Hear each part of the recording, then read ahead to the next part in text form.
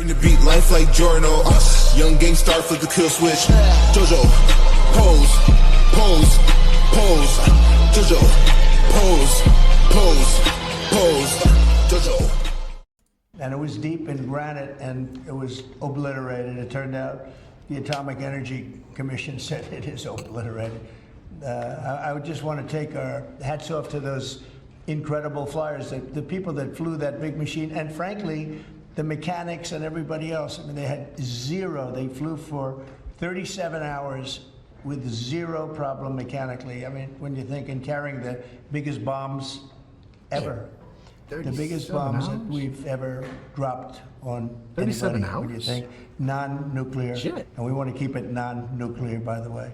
But they did a phenomenal job. Once again, there is no fucking intel that Iran was even thinking about building a fucking nuclear weapon before the strikes. Our own fucking American intelligence said that there was no evidence of Iran considering to build a weapon. There was already a nuclear deal on the table, which Iran was abiding by per once again, our fucking intelligence. But, you know, Fathead here just ripped it up and it's like, and now he's fucking trying to... Him and Netanyahu have devised this fucking plan of bombing sites with no fucking evidence. Literally, I would take it as an act of war, pretending as if it's not an act of war. Donald Trump's running around here saying, you know, no hitbacks. Like, you fucking kidding me? You fucking kidding me? It was amazing. Literally no proof that there was any weapons being built, bro. Like, I can understand it. Like, if we airstriked Iran and our intelligence said that they were, I would still disagree with it. But what irritates me the most is that our intelligence says there's nothing there. Netanyahu says, hey man, trust me, bro. And then Donald Trump just goes and orders it. That's the crazy part about it. Job, and that's what I frustrates think that was, I was talking to Bibi about it before, that was the very beginning of the end. It ended very quickly after that. I don't want to say what it reminded me of, but if you go back a long time ago, it reminded people of a certain other event. And Harry Truman's picture is now in the lobby, in a nice location in the lobby where it should have been, but that stopped a lot of fighting. And this stopped a lot of fighting. When that happened, it was a whole different ballgame. On future Iran strikes, what might make you have the desire to do another strike on Iran? Another what? Another strike on Iran. I hope we're not going to have to do that. I can't imagine wanting to do that. I can't imagine them wanting to do it. They want to meet. They want to meet. They want to work something out. Can you say no, they're different. They're very different now than they were 2 weeks ago. Is there a date yet, sir, for the Iran talks, or a city? Do you know when and where the next round of Iran talks will be? Well, I can tell you. I'd rather not say, but you'll be reading about it tomorrow or seeing it tomorrow. Mr. President, what is the holdup currently in a ceasefire with Hamas? In which? In the ceasefire between Israel and Hamas, what's currently the holdup? I don't think there is a holdup. There is definitely a holdup. I don't think there's a holdup. Do you think that you're going to? I think things are going along very well. They just, left each other, and it was not a pleasant period of a few days. It was a little longer than a few days, but this was not a pleasant period of time. And we were at the end. 14 missiles were shot.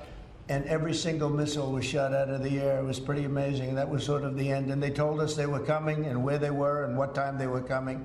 And they said, if you'd like to have a different time, we'll do that.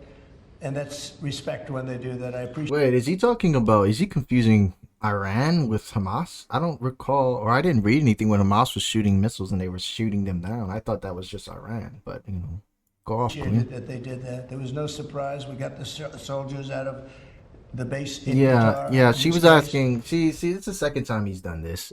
She was asking about fucking Hamas. She was not asking about Iran.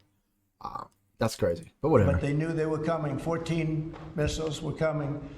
1 o'clock, they said, would you like to make it later? I said, no, let them come at 1 o'clock. And at 1 o'clock, everybody was, as you know, over 5,000 people left the base. And we had... What? I'm no aficionado. I don't know anything about warfare.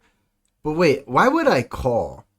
If somebody threw a fucking boulder in my living room somehow, I don't know how they would do it, but if they threw a fucking boulder in my living room and I wanted to retaliate by throwing a couple more boulders into their fucking kitchen, why would I call them? It's just to make sure they're not there. That doesn't make any sense. That doesn't make any sense. I'm not saying I'm glad nobody was hurt, but it's just weird to me. This is fucking performative. Why waste? 3 gunners and 3 assistants, and out of the 14 that were shot, all 14 were knocked down, and that was the end. That was about it. And we had a rough time. She's about to say, Sometimes, I was sometimes you talking need a about rough time in Hamas. order to get. I think things are going to be really settled down a lot in the Middle East, and they respect us, and they respect Israel. They respect a lot of things that took place. Nobody's ever seen equipment like what we sent over to knock out those sites. But when those sites were knocked out, it essentially, that was the end. We've Do you always think had that there B-2 could bombers. be a two-state solution that creates an independent? I don't know. I'd ask Bibi that question. You have the greatest man in the world to answer that age-old question, 2-state. Go ahead. You give him your honest answer. I think Palestinians should have all the powers to govern themselves, but none of the powers to threaten us. And that means that certain powers, like overall security, will always remain in our hands. Now, that is a fact, and no one in Israel will agree to anything else because we don't commit suicide. We want life, we cherish life for ourselves, for our neighbors, and I think we can work out a peace between us and the entire Middle East with President Trump's leadership, and by Oh, no working two-state. together, No I two-state think we can solution. establish a very, very broad peace that will include all our neighbors. Mr. President, question on Iran. Does that fucking answer the question? Like, is he saying no, I don't want a 2-state solution? I'm so confused with this answer. The answer was about a two. Why do people keep dancing around these fucking questions? Just answer it. Asserted that there's complete and total destruction of their nuclear facilities. So what is the basis of the talks going forward? Is it Obliteration, you future jackass. It was nuclear obliteration. activities, ballistic missiles, terror support, economic-based opportunities? It's a really good question because if you remember when it was done, I sort of said, what's the purpose of talking? It's been knocked out completely. But they've requested a meeting, and I'm going to go to a meeting, and if we can put something down on paper, that would be fine. That'll be good. I think they've gained a lot of respect for us. I think they've gained a lot of respect for Israel also. But they would like to meet, and we're going to have a meeting. Steve, when is that meeting going to be? Do you want to say? Rather, very quickly, in the next week or so. So we'll see what Good happens. job, I think it'd be Steve. nice to memorialize it, put it down, but because of the incredible result of that attack, if you want to call it an attack, I didn't think it was necessary to have it in writing. I think we spoke. I mean, that speaks much louder than writing. But I can also understand why they'd want it. And they've been very nice. They've been very respectful. And it began by them telling us about 14 they had to do. You know what 14 represents, right? Do you know what 14 represents? Right? You know that, right? The number of bombs dropped. So it was, representative. We got them all. Yeah, please. Behind you, please. No, you. Oh, me? So this is a question for the Prime Minister. The likely next mayor of New York City, Zoran Mamdani, Frank, socialist, and a vocal critic. Why the fuck are we asking the fucking Prime Minister of fucking Israel about how he would possibly feel about the fucking New York mayor in the fucking United States? What kind of fucking question is that? Like, what fucking world do we live in where we consistently give a fuck about what the Israeli government feels about our fucking politics in America? Jesus Christ. The fucking, meat munching.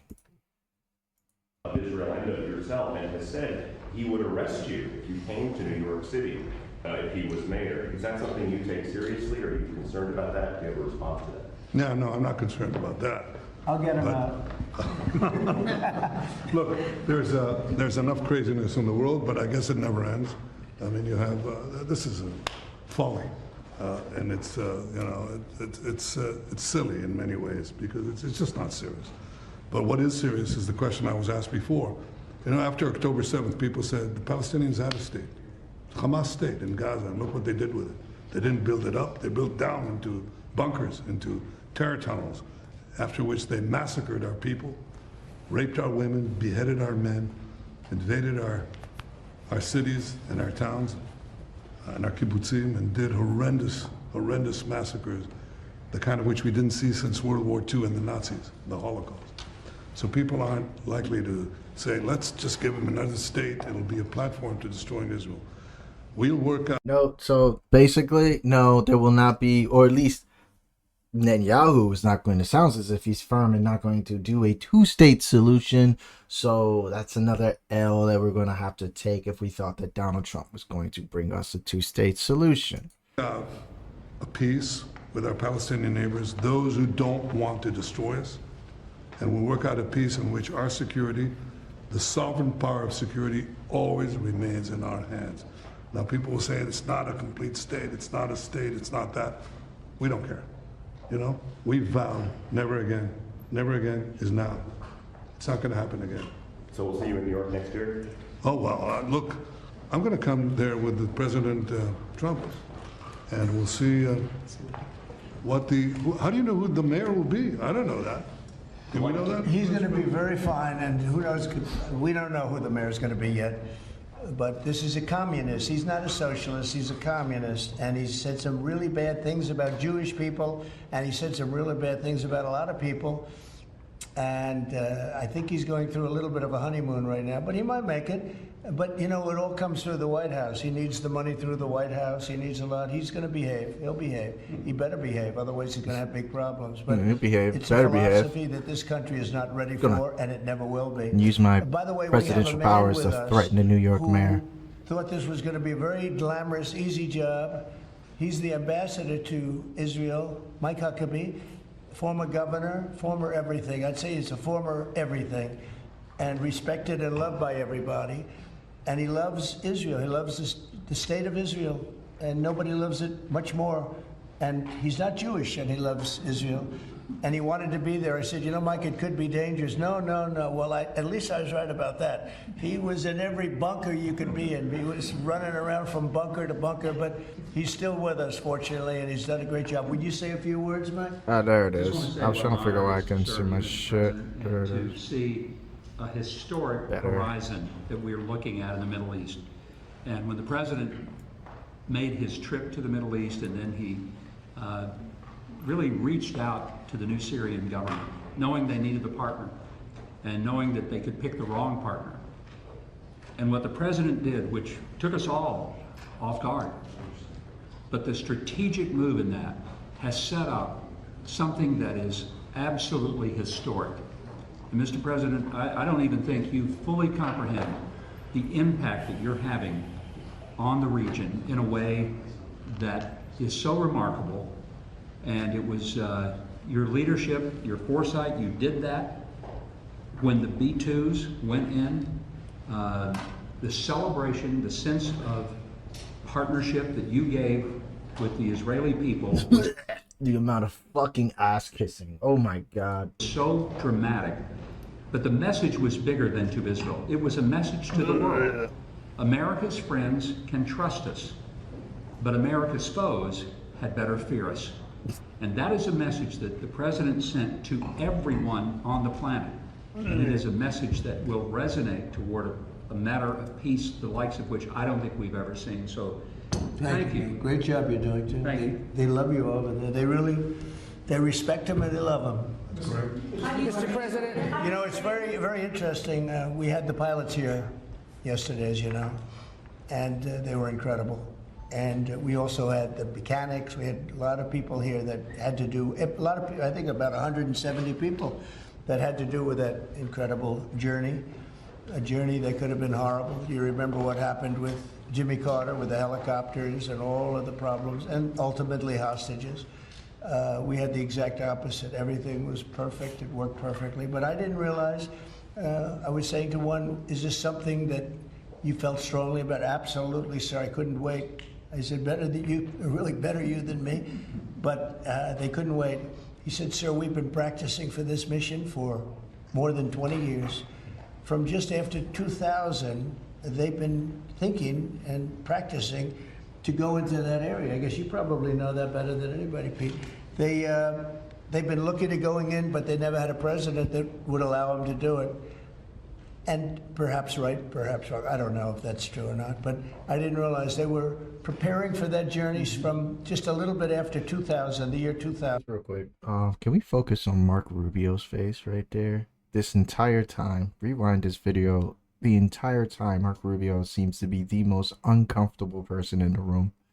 I haven't seen him laugh. I haven't seen him smile. I don't think he said anything. I don't even think Donald Trump looked at him. He's the only person right now that's not even smirking. I feel like he's just fucking uncomfortable right now. And I was pretty amazed by that. They knew it. They knew every inch of it. And they came back and they Give us a smile, Marco. We got it better than we ever did in practice. But they've been practicing for more than 20 years. Can you imagine? Yeah. On Ukraine, Mr. President, are you planning to send more weapons to Ukraine? We're going to send some more weapons. We have to. They have to be able to defend themselves. They're getting hit very hard now. They're getting hit very hard. We're going to have to send more weapons. Yeah, defensive weapons, primarily. MAGA but they're getting hit clutching very, their very pearls hard. right now. So many people are dying in that mess. Mr. President, with the one big beautiful bill now signed into law by you, what would you like congressional Republicans to turn their focus to? All they have to do now is talk about how good it is. The biggest tax cuts ever. No tax on tips, no tax on Social Security, think of it, no tax on overtime. From a business standpoint, the job. Why did he say no tax on tips? Like it's a fucking good thing. What is that going to add up to? Never seen them before. As soon as that was signed, there were 9 factories that announced. It's not the tips that need to not be taxed. You have to give people the incentive to raise their fucking wages for the servers, for the people who work very, very fucking hard. And in those type in the food industry, and, you know, bartenders, servers, waitresses, waiters, however you want to pay them, the pressure should be put on the actual establishment to raise their fucking wages, not no tax on tips. That's fucking stupid. That they were building, the 1-year deductibility, you know, things that from a business standpoint you'd understand, the jobs that are being created. And one of the things that is, and this is also that, but it's also because of the tariffs, a tremendous success. We're taking in hundreds of billions of dollars in tariffs. One of the things that is so exciting is the number of companies and car companies where they're building plants. AI is the big thing. We have over $15 trillion announced already, and it's been, I mean, really, I would say it's been during the last 3 months, but we're here for a short period of time, and some administrations never had anywhere near that number for a whole term, probably for a whole 2 terms. But we're up to over $15 trillion coming into our country. There's never been anything like it anywhere in the world. There's never been an investment like that numbers. Anywhere in the world. We, look, I told this story, and I just told it to Bibi backstage. I was talking to him, and I said, you know, the King of Saudi Arabia, smart guy. And also we went to Qatar, and we went to UAE. Really 3 strong leaders, smart guys. They all told me the same thing, and then that was reiterated at NATO just recently when we got back, where they agreed to spend $1 trillion a year, by the way, which is about 3 times what they were spending. But they all said the same thing. We thought your country was dead.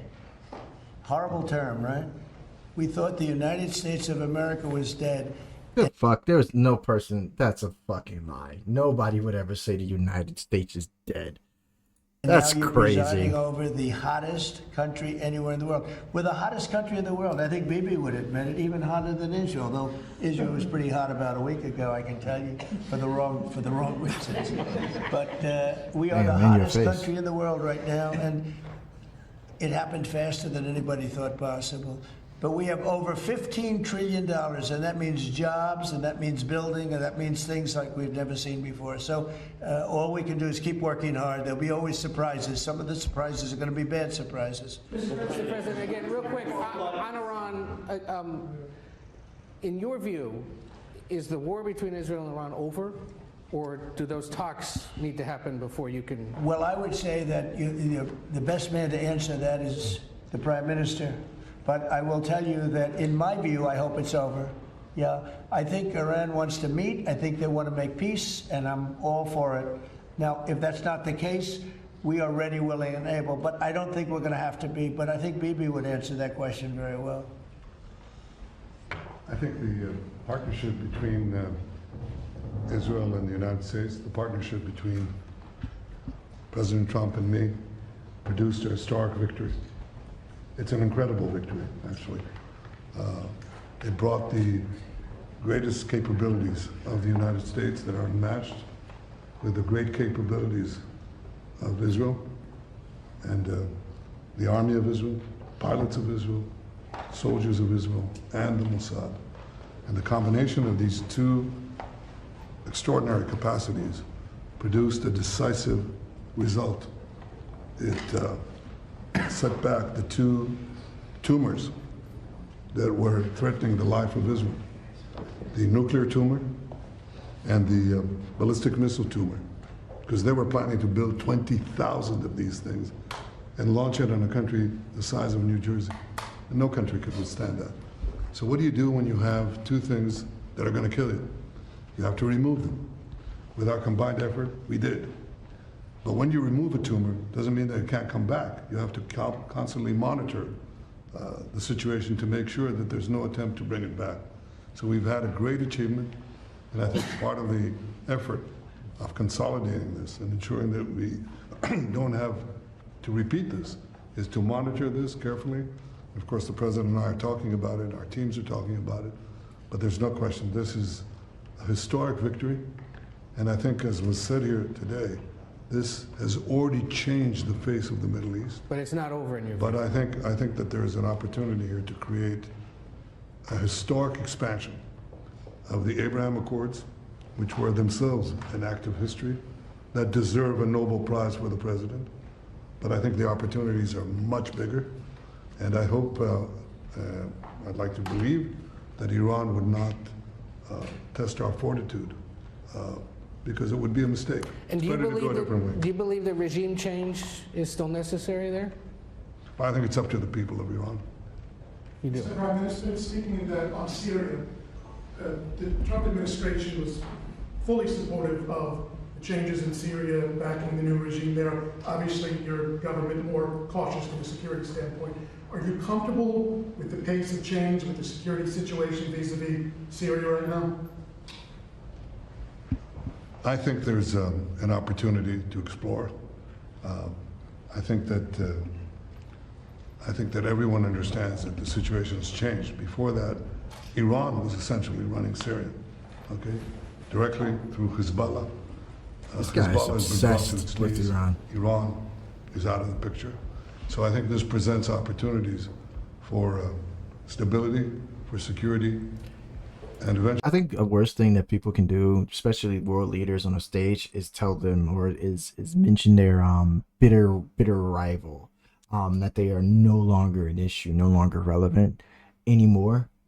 Especially if you attack them with zero evidence, that would probably just re-spark them. I thought the goal was the peace. Why would I insult the person or the people that I'm trying to make peace with? Or at least, if I'm going to mediate it, why would I allow those type of hostile things to happen? That's just me. I mean, like, if I want Iran at the table, then, you know, hey.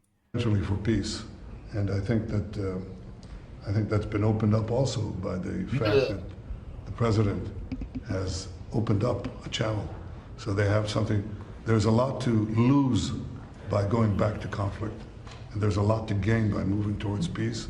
And I think that opportunity has been opened by the president and by the changed security situation which we brought about with the collapse of the Assad regime. Are there direct talks with the Al-Shabaab government? Now, let's suppose there were. Would I answer yes? No, right? That's my duty to ask. Right. It's your duty to ask, and my duty to ask you back. So, you know, at the request of a lot of countries in the surrounding area of the Middle East, including Bibi, we took the sanctions off Syria, and I met the new leader. I was very impressed by him. Somebody said, well, he comes from a very tough background. I said, well, you know, I'm not that surprised. It's a tough part of the world. But I was very impressed by him. But we took the sanctions off because we want to give them a chance. They would never have had a chance without the sanctions. And one of the things we have with Iran is, we have they call biting, they are very biting sanctions. And I would love to be able to, at the right time, take those sanctions off, give them a chance at rebuilding, because I'd like to see Iran build itself back up in a peaceful manner and not going around saying death to America, death to the USA, death to Israel, as they were doing. They were the bully of the Middle East, and now they're not the bully anymore. You think bombing them is going to make them stop saying that? Come on. But they were saying terrible things, and would like to see them. Like, if anything, you struck my fucking country with no proof and evidence. You went based off the word of another country that fucking despises me and hates me and lies about me having nukes. You sided with them when your own intelligence was trying to tell you, nah, they ain't got nothing. They don't have anything, Mr. President. But you do it anyways. Of course they're going to chant death to America.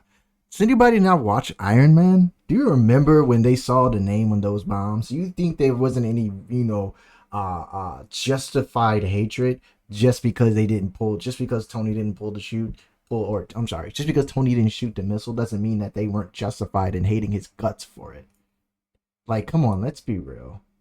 Such potential. I have no idea Oil power, and they have great people, smart people, energetic people, amazing. And I know so many Iranians from New York. I have a lot of friends, and they're great people. So it's a shame when you see a thing like this happen. But I think that taking the sanctions off of Syria is going to give Syria a great shot at making it. Mr. President, I'm going to follow up on a congressional question. Are there any executive orders that you'd like to see Congress focus on when they come back in session? Do you have any that you prioritize to go first? Well, we've done a lot of them in the last, as you know, and I always say the great, big, beautiful bill. I add the word great. But it was the largest bill of its kind ever passed. We were talking about it before. It was beauty.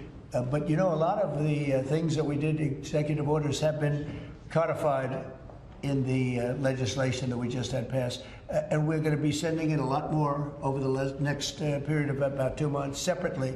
But a lot of it was part of that beautiful big bill. That beautiful son of a bitch. What happened to 90 trade deals in 90 days? We've spoken to everybody. We know it's all done.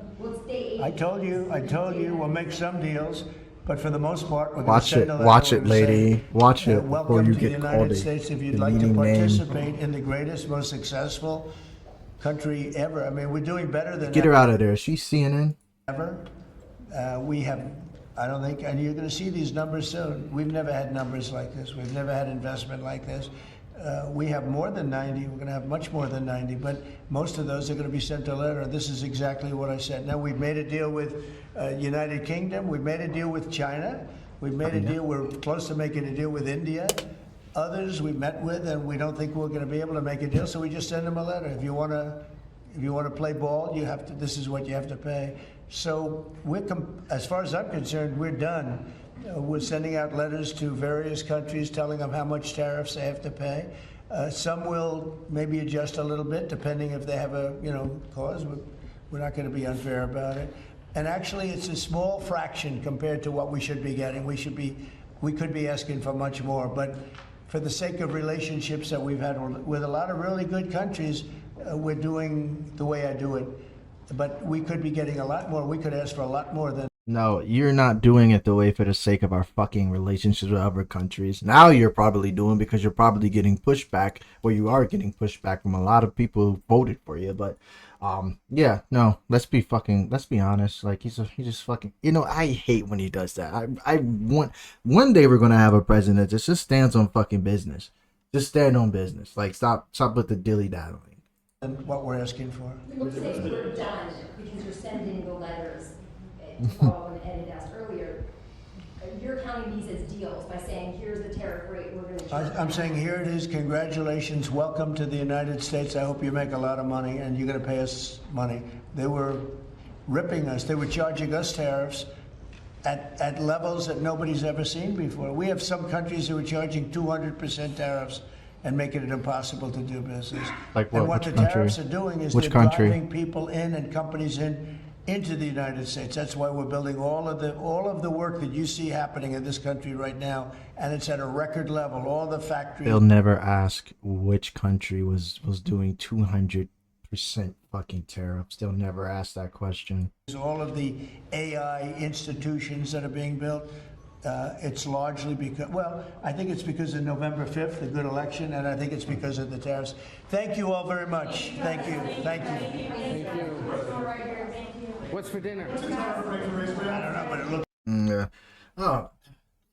So basically, no two-state solution is going to come out of this fucking talk. More Iran slander. Not necessarily that I care. I think I can agree with everybody else. We do not want Iran to have nuclear weapons. As a matter of fact, I don't want any country to have nuclear weapons. It should not be in the hands of anybody. But more of BB kiss-assing or ass-kissing. I think they talked about the Texas flooding. The president of the United States talked about it for like, 30, 40 seconds. Every other issue got at least like 2-3 fucking minutes. It's crazy the priorities of this country. And he wants a peace prize, a Nobel Peace Prize, when he's done absolutely nothing for peace. He keeps trying to take credit for the India and Pakistan peace deal or whatever. They stopped trying to end each other. You look it up. India says he paid zero. He had zero to do with the decision of them making the decision to have a ceasefire. That was between the military personnel, I say it again, between India and Pakistan. It wasn't because Trump got on the phone. Absolutely not. Ukraine, Russia said he was going to get that done in one day, his first day in office. I knew he was bullshitting. A lot of people knew he was bullshitting when he was saying that, but it's now July.